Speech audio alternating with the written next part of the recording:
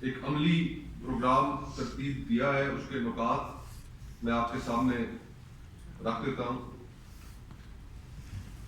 کہ اسی ہفتے کمنگ ویک میں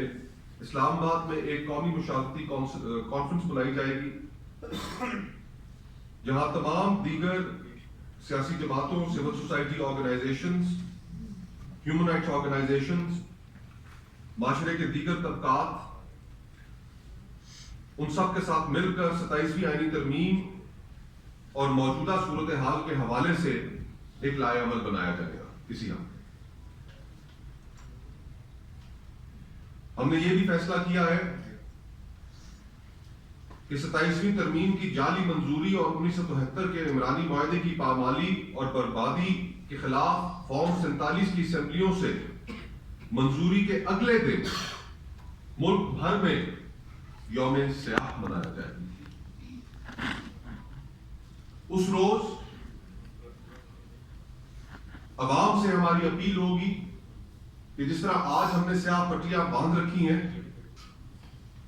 اسی طرح عوام الناس اور ہر طبقے سے تعلق رکھنے والے لوگ اس یوم سیاہ میں شریک ہوں گے، اپنے بازوؤں پر کالی پٹی باندھیں گے اور وکلاء عدالتوں میں اگر پیش ہوں گے تو کالی پٹیاں پہن کر اس کے خلاف احتجاج کریں گے۔ ہم یہ بھی اپنی سوچ، ریکویسٹ، ڈیمانڈ، آپ اس کو جو مرضی ہے کہہ لیں، ہم یہ توقع کرتے ہیں کہ اب جب کہ یہ 27ویں ترمیم کے تمام خط و خال ہمارے سامنے آ چکے ہیں، کابینہ سے بھی اس کا ڈرافٹ منظور ہو چکا ہے، کمیٹی کے اندر بھی اس کے اوپر مشاورت جاری ہے، ابہام بہت حد تک ختم ہو چکا ہے، تو ایسے میں عدلیہ میں موجود باضمیر جج صاحبان سے ہم توقع کرتے ہیں کہ وہ 27ویں آئینی ترمیم پر اپنے خطوط کے ذریعے یا پریس کانفرنس کے ذریعے اس ترمیم پر اپنا موقف اور اپنے تحفظات کا اظہار عوام کے سامنے رکھیں۔ یہ آئین اب 1973 کا متفقہ آئین نہیں رہا، بلکہ پنڈی، لاہور اور لاڑکانہ کے اقتدار کی طوالت اور تحفظ کی انشورنس پالیسی بن چکا ہے۔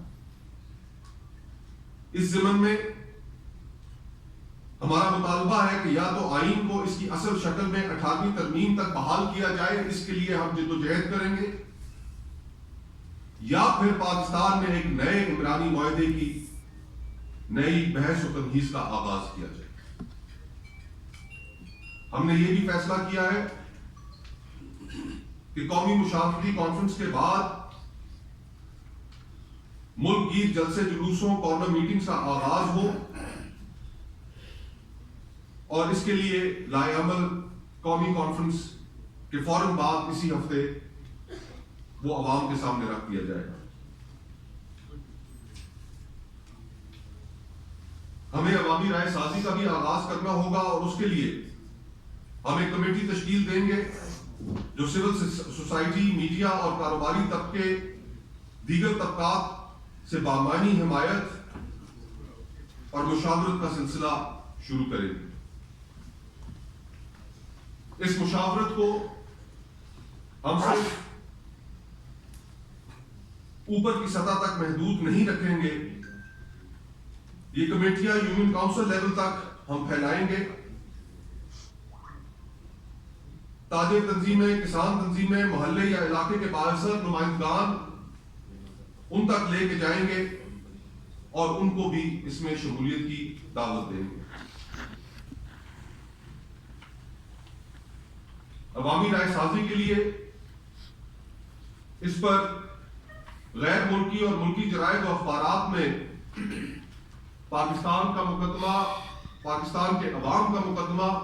اس 27ویں آئینی ترمیم کے خلاف ہم ہر عوامی رائے ساز سے درخواست کرتے ہیں کہ وہ اس کے اوپر اپنے ان بائسڈ احساسات،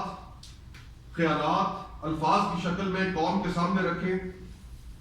اور اس میں ہم بھی اپنے خطوط کے ذریعے اس میں اپنا اوپینین شامل کرائیں گے. اس وقت بہت اہم توجہ اس بات پہ دینے کی ضرورت ہے کہ ملک کی ساری لیگل فریٹرنٹی جس سے میرا اپنا بھی تعلق ہے کہ وہ اپنی نظروں کے سامنے independence of judiciary and the judicial structure